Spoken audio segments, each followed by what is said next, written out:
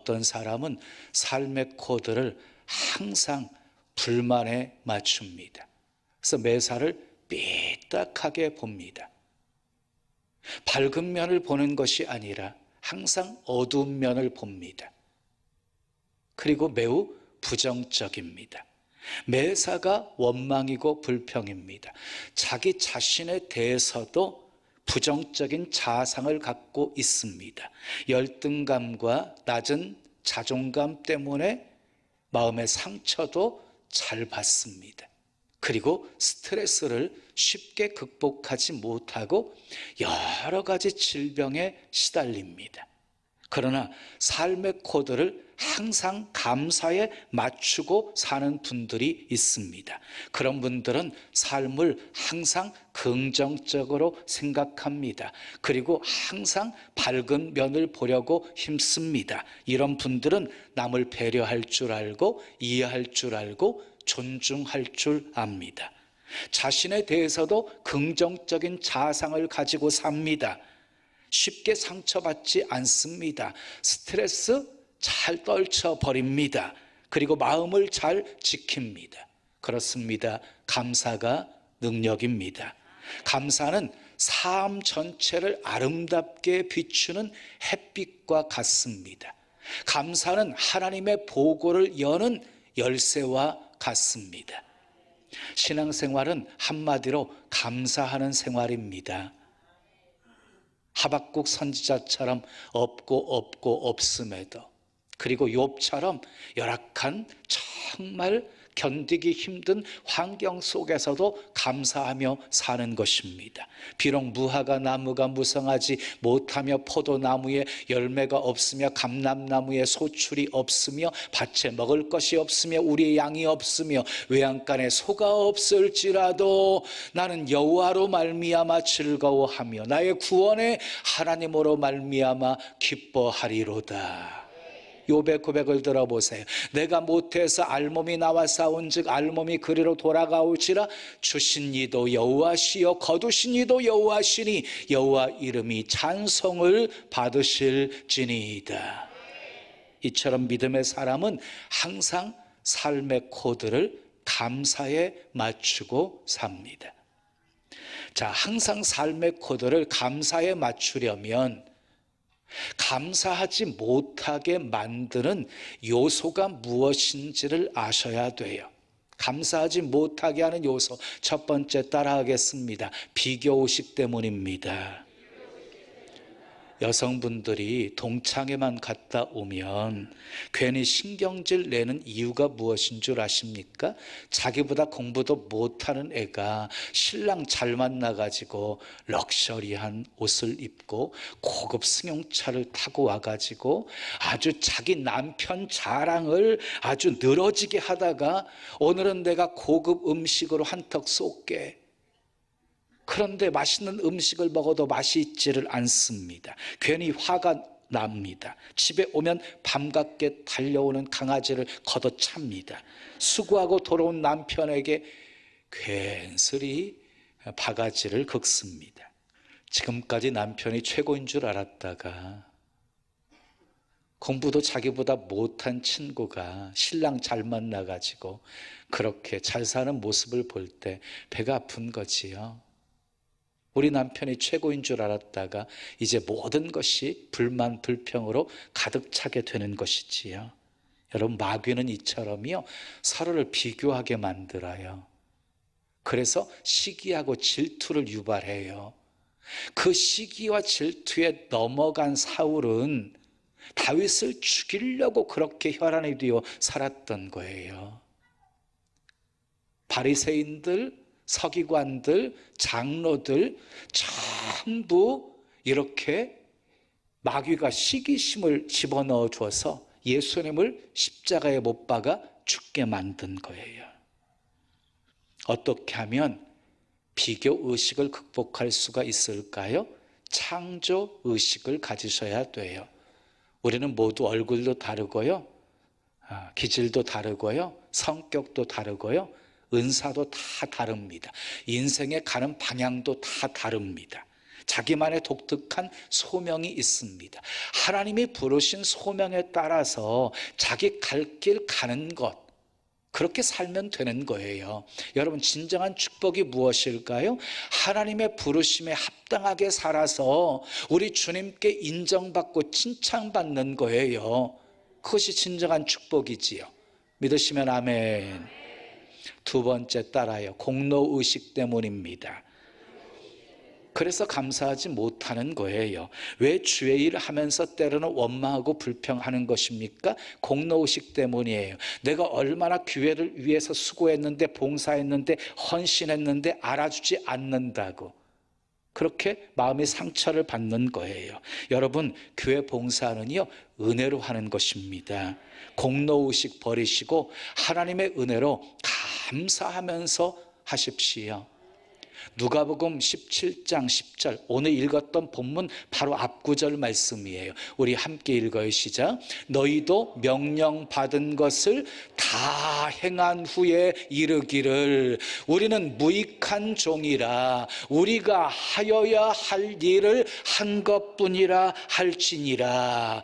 열심히 봉사하고 헌신한 후에 이렇게 고백하라는 거예요. 우리는 무익한 종이라 우리가 하여야 할 일을 한 것뿐입니다 라고. 다 같이 한번 따라하겠어요? 나는 무익한 종입니다. 해야 할 일을 한 것뿐입니다. 이렇게 고백할 수 있다면 늘 기쁨과 감사가 넘치는 신앙생활 할 수 있을 것입니다. 현대의학이 발달해서 뭐잖아, 암까지도 다 정복할 수 있다고 합니다. 그런데 감기가 가져오는 바이러스만큼은 현대의학이 해결하지 못하는 그 과제로 계속 남을 거래요. 감기를 일으키는 바이러스만 해도 200여 종이 넘기 때문입니다. 바이러스가 얼마나 무섭고 지독한지 우리 컴퓨터의 방해꾼도 악성 바이러스라고 부르잖아요. 그런데 이 세상에서 제일 무서운 바이러스가 있어요. 불평 바이러스입니다. 마귀가 옮기는 것입니다. 이 불평 바이러스에 걸리게 되어지면 개인도 망할 뿐만 아니라 단체도 망합니다. 출애굽한 이스라엘 백성들 보세요. 광야에서 다 죽었어요. 무엇 때문에? 원망, 불평 때문에 죽은 것이에요. 그런데 이 불평 바이러스를 치료하는 유일한 백신이 있습니다. 그것은 바로 감사입니다. 감사. 하나님은 감사하는 자를 기뻐하십니다. 감사하는 자 넘치게 복 주십니다. 마음의 평강을 주십니다. 수도원과 감옥의 차이가 무엇이겠습니까? 환경은 별 차이가 없는데 분명한 차이가 있어요. 바로 감사예요. 감사가 있으면 천국에서 사는 것이고 감사가 없으면 지옥에서 사는 것입니다.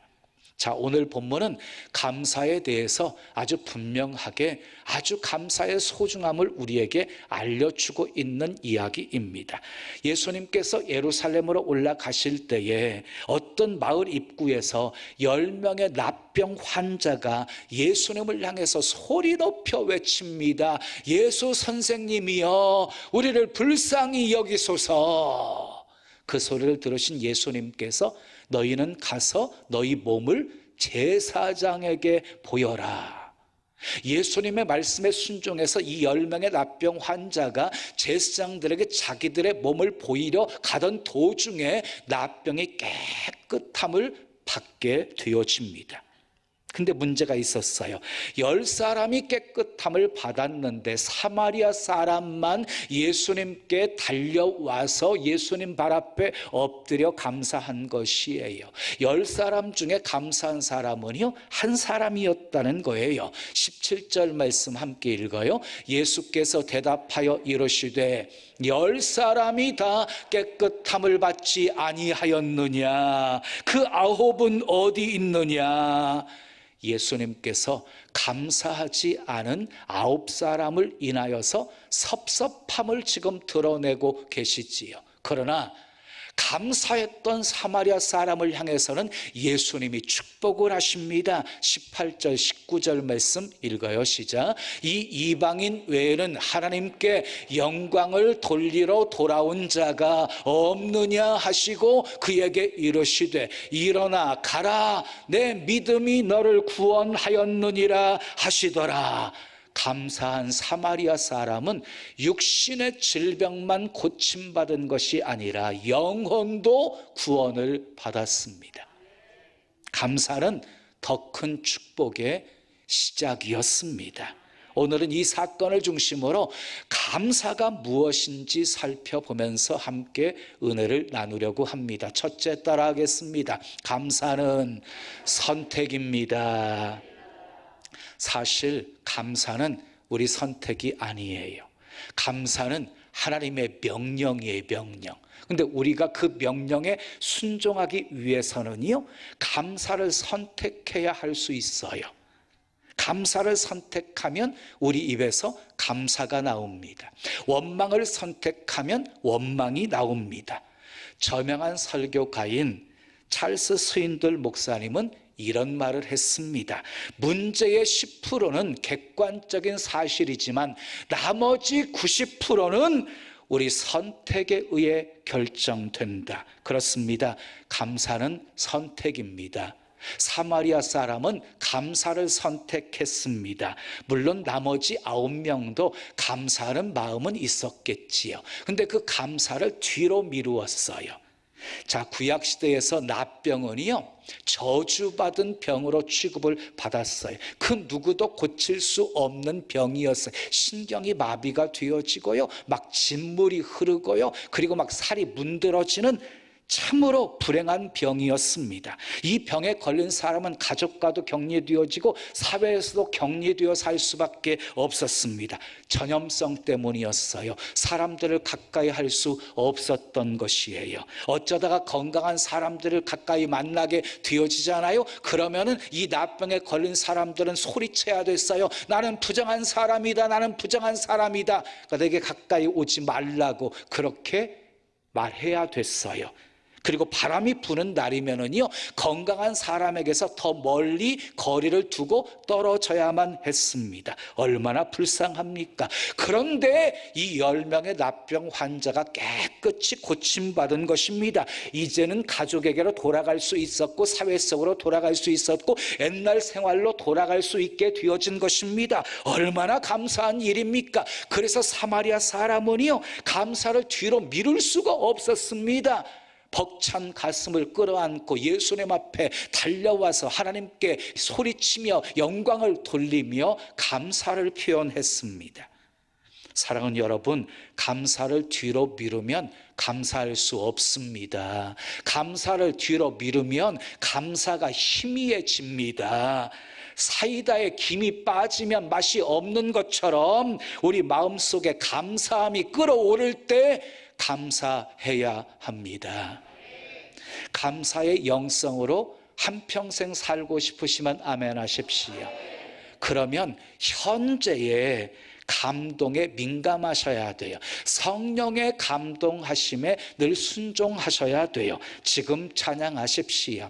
지금 고백하십시오. 지금 감사하십시오. 감사는 선택입니다. 감사는 생각만 바꾸면 얼마든지 할 수 있는 것입니다.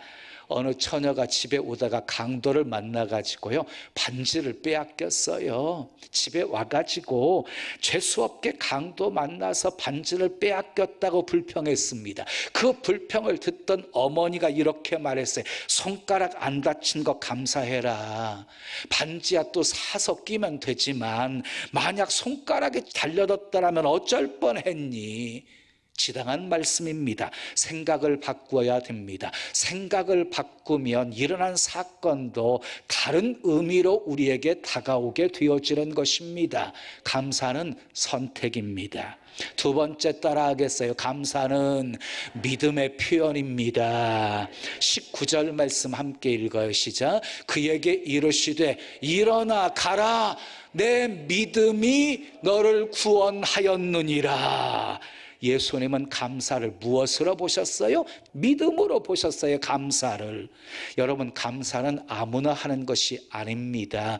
믿음이 있어야 감사할 수 있는 것입니다. 그러니까 믿음 떨어지면 뭣도 떨어지는 거예요. 감사도 떨어지게 되는 것이에요.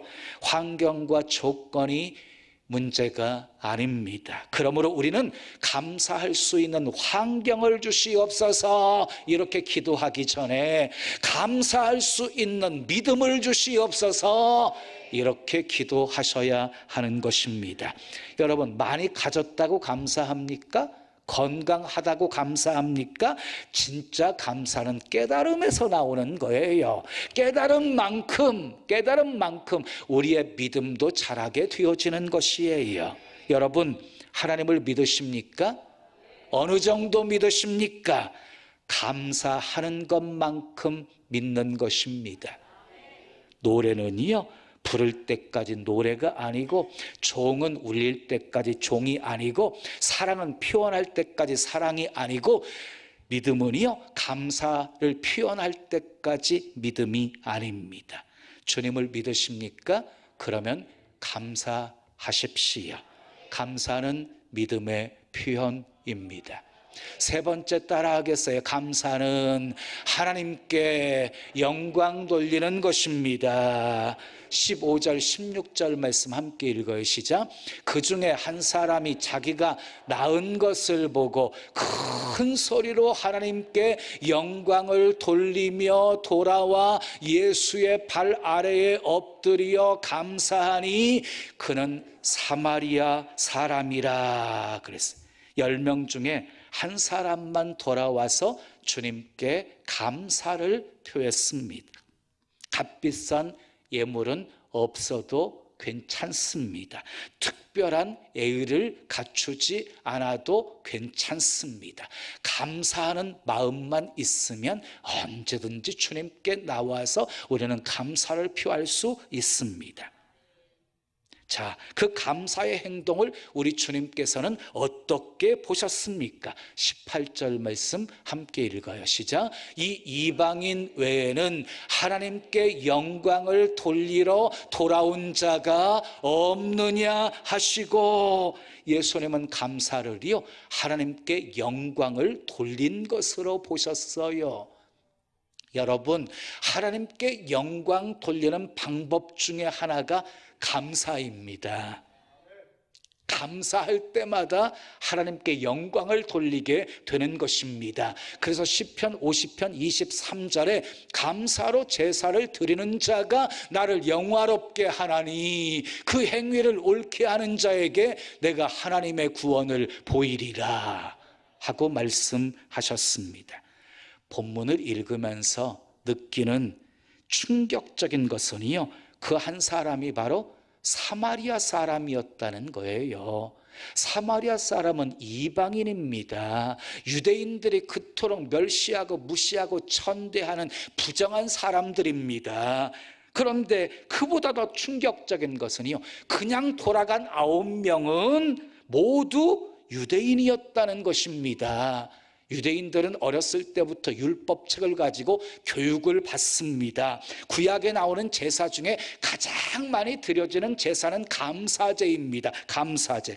유대인들 어린이들이 어렸을 때 가장 많이 읽는 성경도 시편 136편입니다. 136편은 감사하라는 말로 시작해서 감사하라는 말로 끝납니다. 다시 말해서 유대인들은 감사에 대해서 어려서부터 이골락의 교육을 받은 사람들입니다. 그런데도 9명은 고침받고 그냥 다 돌아갔습니다.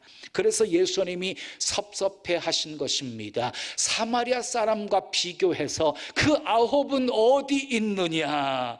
다시 말해서 이방인도 이렇게 감사하며 하나님께 영광을 돌리고 있는데 내 백성 유대인들은 어디 갔느냐 이러면서 책망하고 있는 것입니다. 감사는 하나님께 영광 돌리는 것입니다. 그래서 감사가 아름다운 것입니다. 네 번째 따라하겠습니다. 감사는 더 큰 복을 받게 합니다.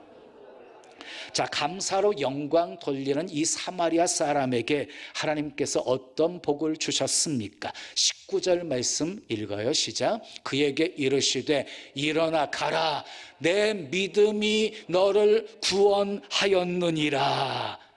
여러분, 나병에서 고침받은 것은 축복이지요. 그러나 고침받았던 9명은 어땠어요? 고침받았으나 나중에 죽었어요. 그런데 죽게 돌아와서 이 감사한 사마리아 사람은 60만 고침받은 것이 아니라 영혼도 구원을 받습니다.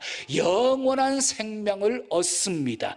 감사하여 더 큰 복을 받은 것입니다. 사랑하는 여러분, 어떤 환경에서도 감사하십시오.